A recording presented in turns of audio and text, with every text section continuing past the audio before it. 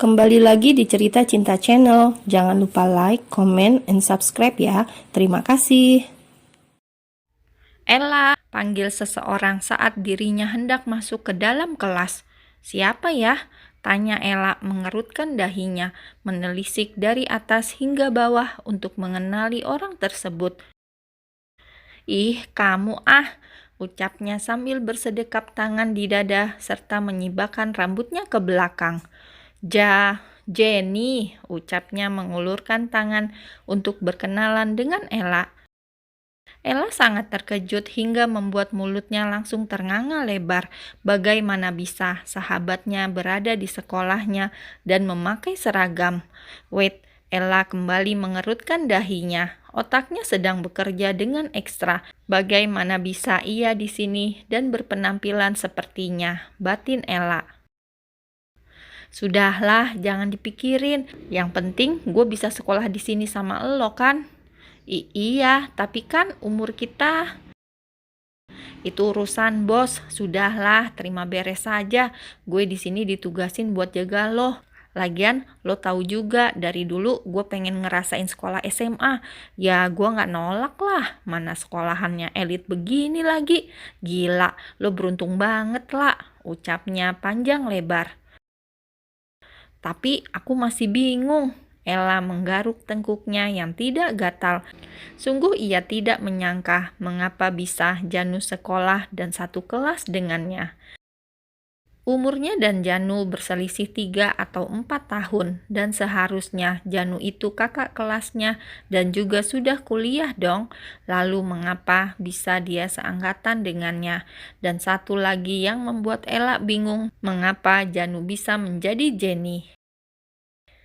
Pokoknya sekarang lo harus biasain panggil gue Jenny dan pakai gue elo dong biar gaul kayak yang lain, ucapnya terkekeh sendiri.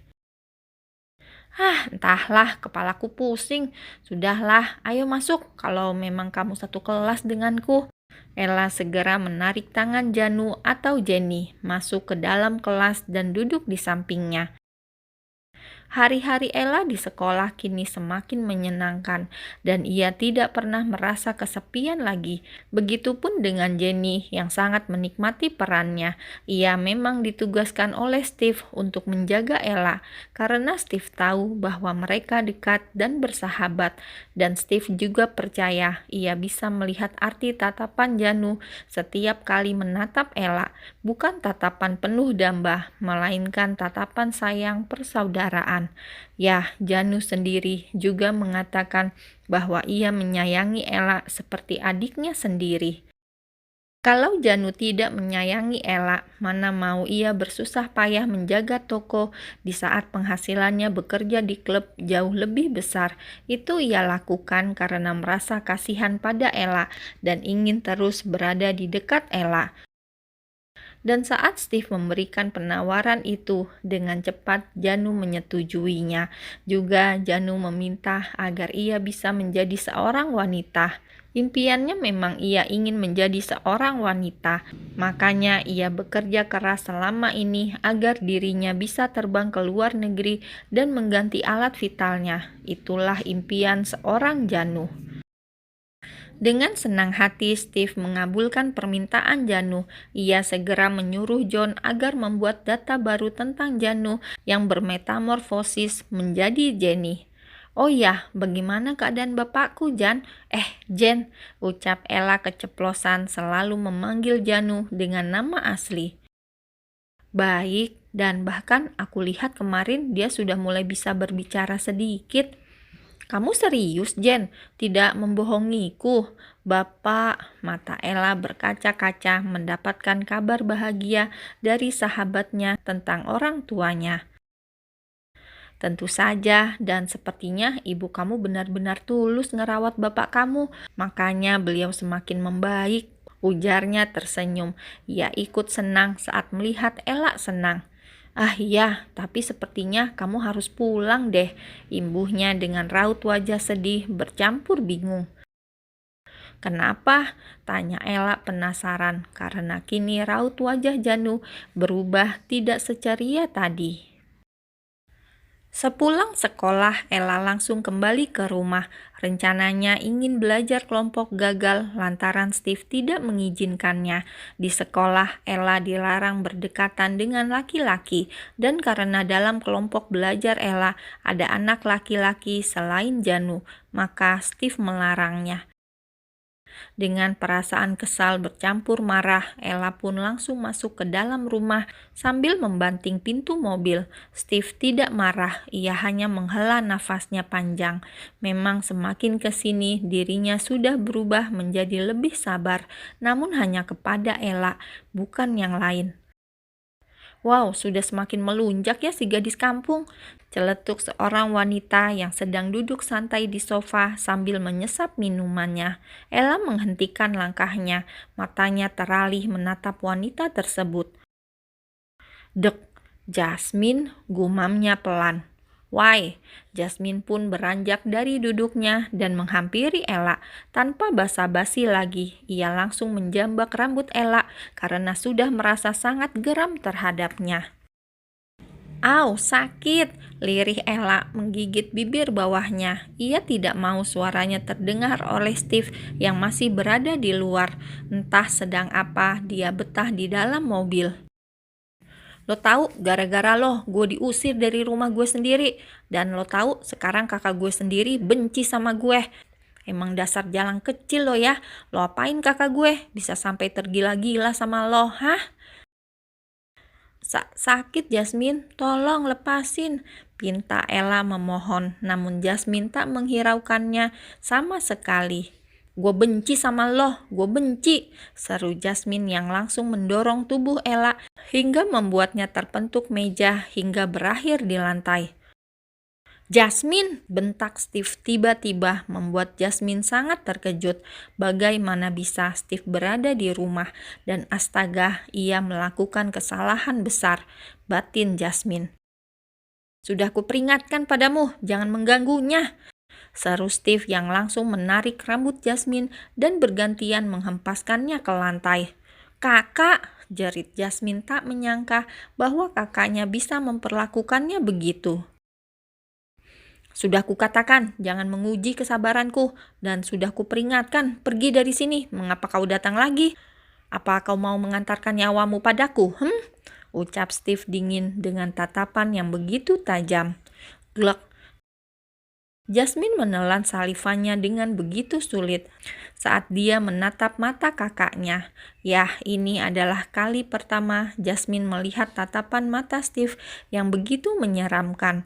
Memang biasanya Steve juga menakutkan dengan kata-kata kejam dan dinginnya. Namun kali ini sungguh Jasmine tidak menyangka bisa melihat sosok iblis di dalam raga kakaknya. Steve, jangan, sudah, ucap Ella begitu lirih. Ia sedang menahan sakit yang luar biasa pada punggungnya yang terkena ujung meja. Ya, tanpa ia sadari, kini seragam putihnya sudah berubah warna menjadi merah. Steve menghampiri Ella dan melihat tubuh Ella yang berdarah membuat amarahnya semakin membuncah. Penjaga! Teriak Steve menatap tajam pada Jasmine yang masih terduduk di lantai dengan wajah takutnya. Kalian bawa dia ke tempat biasa, ucapnya dingin. Kak, jangan kak, kakak, Jasmine tidak sengaja, maafin Jasmine, kakak. Tolong, jangan kak, maafin Jasmine. Ia terus memberontak dan berteriak meminta ampun, namun Steve tak lagi menghiraukannya. Ia segera mengangkat tubuh Ella dan membawanya ke dalam kamar. Datang ke rumah dan bawa dokter sialan itu, ucap Steve singkat saat menelpon John. Tidak perlu menunggu jawaban dari sang empunya, Steve juga langsung mematikan sambungan telepon tersebut. Setelah memastikan keadaan Ella baik-baik saja, Steve segera melangkahkan kakinya menuju ruang bawah tanah, tempat di mana ia menyuruh penjaga untuk membawa Jasmine. Kakak, lepasin Jasmine. Sungguh, tadi Jasmine tidak sengaja. Saat ini, Jasmine tengah duduk di sebuah kursi dengan keadaan tangan dan kaki yang terikat tali. Kau tahu apa kesalahanmu? Tanya Steve dengan santai. Ia juga ikut mendudukkan dirinya di sebuah kursi yang berada tepat di depan Jasmine. Steve menyilangkan kakinya, lalu ia mengambil sebuah rokok dan menghisapnya, membuat Jasmine sedikit terbatuk saat terkena asap rokok yang sengaja Steve arahkan ke wajahnya. Jasmine tidak sengaja, Kak. Sungguh, Jasmine tidak sengaja, kata Jasmine masih mengelak. Oh, tidak sengaja. Baiklah, kalau begitu silakan kau menginap di sini, ucap Steve beranjak dan hendak pergi, namun suara Jasmine menghentikan langkahnya. Kenapa? Tanya Jasmine dengan suara lirih. Kenapa kakak tega sama Jasmine begini? Dulu kakak menyayangi Jasmine, dulu kakak tidak pernah kasar pada Jasmine, tapi kenapa sekarang kakak berubah? Kenapa sejak kedatangan gadis kampung itu, kakak langsung berubah drastis pada Jasmine? Kenapa, Kak? Jerit Jasmine dengan derai air mata membasahi wajah pipinya. Dulu, kapan?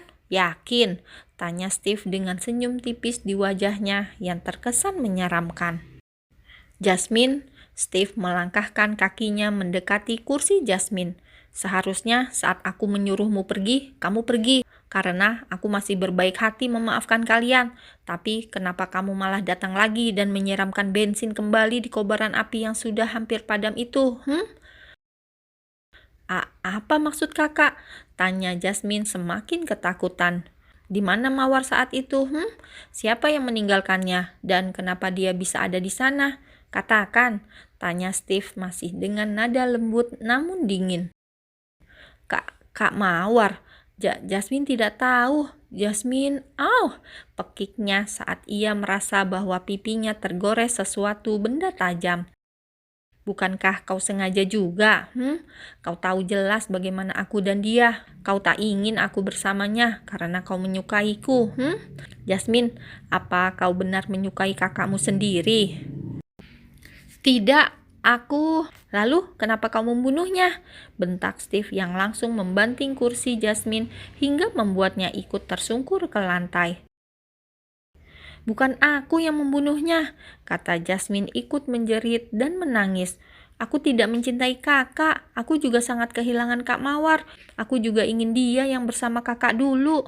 Cih, kakak, meski kita bukan saudara sedarah, tapi aku sayang sama kakak. Jasmine sayang sama kakak, bukan cinta sama kakak. Jasmine juga mau yang terbaik untuk kakak. Kau pikir aku percaya, Kini Steve berjongkok di depan Jasmine dan menarik rambutnya kembali. Percaya atau tidak, tapi memang benar bukan Jasmine pelakunya, ucapnya menjerit frustasi karena Steve tidak mempercayainya. Steve menatap mata Jasmine yang terus menangis dan memohon padanya.